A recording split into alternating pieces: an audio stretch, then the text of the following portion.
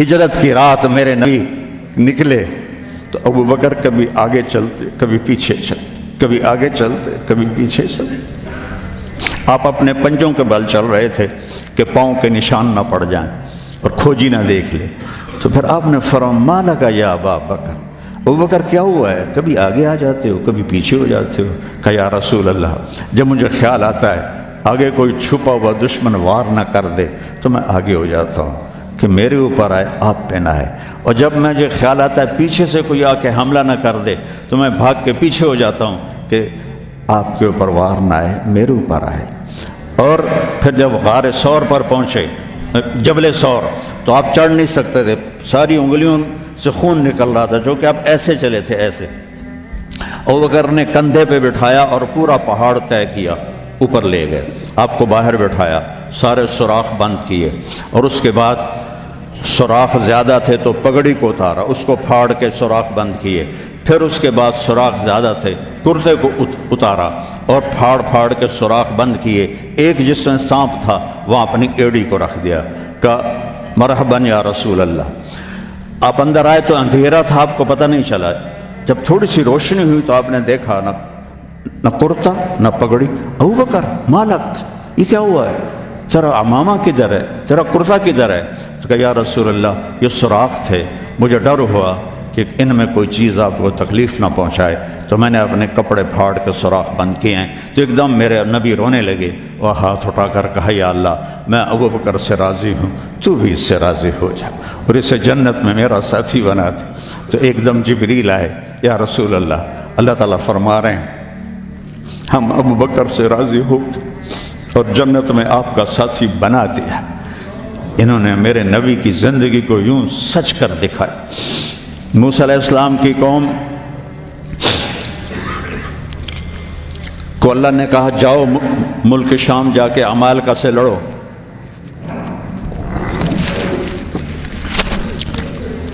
ان کا اذهب انت وربک فقاتلا، تو جا تیرا رب جائے، ہم نہیں لڑتے۔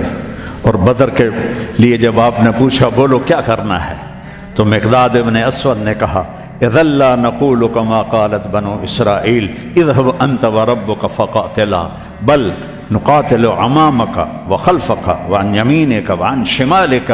یا رسول اللہ ہم بنو اسرائیل نہیں ہیں کہ کہیں جاؤ اور تو تیرا رب لڑے، ہم آپ کے آگے لڑیں گے، پیچھے لڑیں گے، دائیں لڑیں گے، بائیں لڑیں گے، ہماری لاشوں سے گزر کر وہ جائیں گے۔ بنو اسرائیل نے سمندر پار کیا، آگے پتھر کے بت کی پوجا ہو رہی ہے، یا موسیٰ اجعل لنا الہا کما لہم آلہہ، یا اللہ موسیٰ ایک خدا ہمیں بھی لے کر دو اس جیسا۔ یہ بنو اسرائیل ہیں، اور میرے نبی کا انتقال ہوتا ہے پیر کے دن، اور ابو بکر صدیق اوالی گئے ہوئے ہیں اپنی دوسری بیگم کے پاس، ان کو خبر ملتی ہے تو وہ بھاگے ہوئے آتے ہیں اور آپ کے چادر ہٹا کر آپ کا ماتھا چومتے ہیں اور گرم گرم آنسو ماتھے پہ گرتے ہیں، واہ خلیلہ واہ صفیہ واہ نبیہ۔ اور اس کے بعد آپ مسجد میں جاتے ہیں تو شور و فغاں ہے، اور عمر تلوار لے کے کھڑے ہیں، جو کہے گا اللہ کا رسول فوت ہو گیا میں اس کو قتل کر دوں گا، وہ اللہ کے پاس گئے ہیں، وہ واپس آئیں گے۔ تو ابوبکر ممبر پر آئے، کہا عمر اقعد اقعد، کھڑے ہوئے آدمی کو کہنا ہو بیٹھ جاؤ تو اقعد، اور لیٹے ہوئے آدمی کو کہنا ہو بیٹھ جاؤ تو اجلس۔ یہ حسن عربی ہے کہ ہر حیت کے لیے الگ لفظ ہے، کھڑے کے لیے اقعد، لیٹے ہوئے کے لیے اجلس۔ عمر اقعد، کہا نہیں بیٹھوں گا۔ تو پتہ چل گیا کہ جوش میں ہے، ممبر پر آئے، ایھا الناس من کان یعبد محمدا فإن محمدا قد مات، جو محمد کی پوجا کرتے تھے وہ سن لو کہ انہیں اللہ نے بلا لیا، ان کا انتقال ہو گیا۔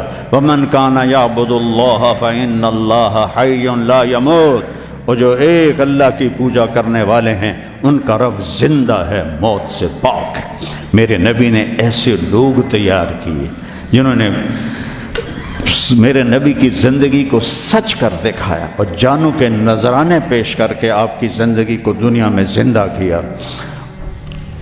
اس لیے واحد جماعت ہے صحابہ کی جن کی زندگی میں ان کو جنت کے وعدے کر دیے گئے، کلن وعد اللہ الحسنی۔ اس میں سابقین بھی اور لاحقین بھی، سب کے لیے جنت کا اللہ تعالیٰ نے وعدہ فرما دیا ہے۔ ایک امت تیار کی، ایک امت تیار کی۔ سارے قرآن نہیں پڑھے ہوئے تھے، حضرت خالد بن ولید نے فجر کی نماز پڑھائی، تھوڑی سی آیات ایک جگہ سے پڑھی، تھوڑی سی ایک جگہ سے، تھوڑی سی ایک جگہ سے، اس طرح کر کے انہوں نے نماز مکمل کی، اور نماز کے بعد کہنے لگے لقد شغلنی الجہاد عن القرآن، بھائی معاف کرنا، جہاد کی وجہ سے میں تو قرآن بھی نہیں پڑھ سکا۔ لیکن بنے کیا، وہ بنے کیا؟ موتا کی جنگ ہے اور میرے نبی کے سامنے منظر کھل چکا ہے۔ آپ نے فرمایا تھا جب چلے تھے کہ پہلا امیر زید بن حارثہ ہوگا، یہ شہید ہو تو پھر جعفر بن ابی طالب ہوگا، یہ شہید ہوں تو پھر عبداللہ بن رواحہ ہوں گے، یہ شہید ہوں تو پھر جسے مرضی بنا لینا۔ ایک یہودی سن رہا تھا، کہنے لگا اے ترائے گئے، یہ گئے، یہ نہیں زندہ آتے۔ تو اور وہاں 1,00,000 رومی اور 3,000 صحابہ۔ تو حضرت زید بن ثابت شہید ہوئے، اللہ کے نبی نے کہا تقدم زید فقاتل وقتل ودخل الجنہ ثم اخذ الرایۃ جعفر فقاتل وقتل ودخل الجنہ۔ پھر عبداللہ بن رواحہ ایک کونے میں 3 دن سے کچھ نہیں کھایا تھا، گوشت کی بوٹی نوچ رہے تھے کہ آواز پڑی جھنڈا گر گیا ہے عبداللہ، تو انہوں نے وہیں پھینکا۔ پہلے 2 درویش تھے، فقیر تھے، یہ بڑے مالدار تھے۔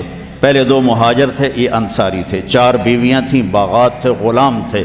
فتردد بعد التردد، تو تھوڑی دیر کے لیے بیوی، بچے، غلام، باغات کا خیال آیا، تو کہنے لگے عبداللہ بیویوں کا خیال ہے سب کو 3 طلاق، باغات کا خیال ہے سارے صدقہ، غلاموں کا خیال ہے سارے آزاد۔